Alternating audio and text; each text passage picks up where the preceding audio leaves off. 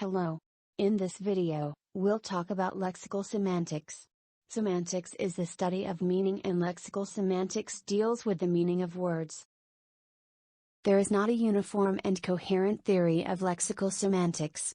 In this video, we'll present traditional semantics and the reasons why it is not sufficient to analyze word meaning. Traditional semantics, like traditional grammar, is prescriptive as seen in the attitude in dictionaries. In this approach, it is believed that the sentence meaning consists of the meaning of words in it. The meaning of a phrase or a sentence consists of a sum of the meaning of its components. If we don't understand a sentence, we should look up the words in a dictionary. What's more, it is assumed that there is only one correct meaning of a word. Therefore, traditional semantics posits that the sum of a phrase or a sentence is composed of the meaning of its components and that there is only one correct or true meaning of a word. According to a popular idea on language, there is one correct and accepted meaning for each word in the language, and that people must refer to dictionaries in order to learn this correct meaning of the word.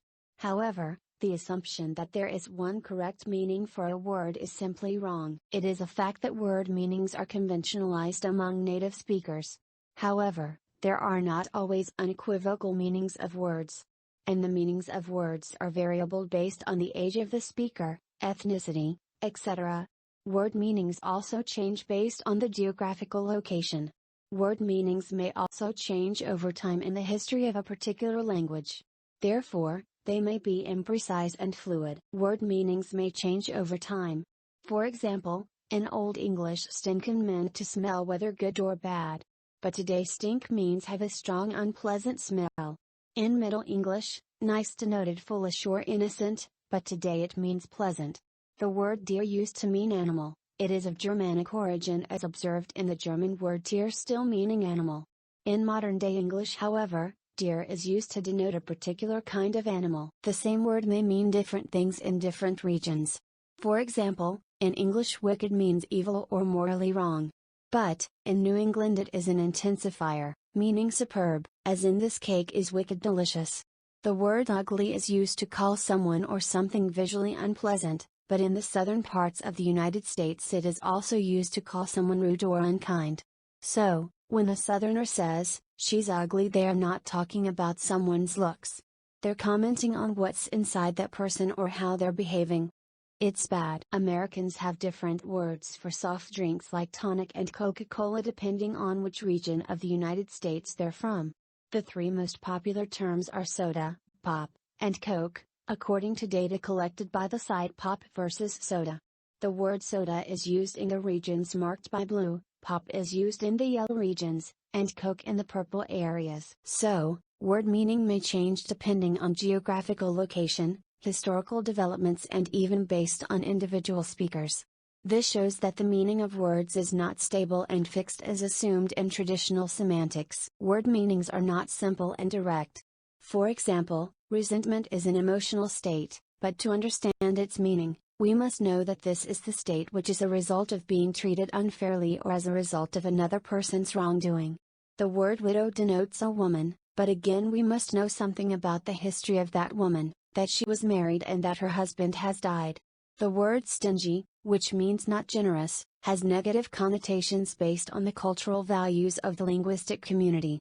But, the word extravagant, its opposite, has also negative connotations because an extravagant person spends the resources unwisely and in a wasteful manner.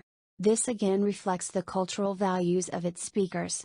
Another problematic notion with traditional semantics is it posits there is a one-to-one correspondence between a word and the person or object it denotes, in the real world. A word like rose may denote a flower. But some words do not denote any objects, but rather some abstractions, such as love, courage, and enthusiasm, non-entities such as fairies, ghosts. Furthermore, there are function words like conjunctions and prepositions that don't denote objects but mark grammatical relations. In order to overcome the problematic aspects, linguists make a distinction between extensions and intensions. Extension is the denotation in the world that the word refers to. So, the extension for the word rose is a flower. Intention, on the other hand, is the mental definition. Extension doesn't change, while intention may change depending on the context.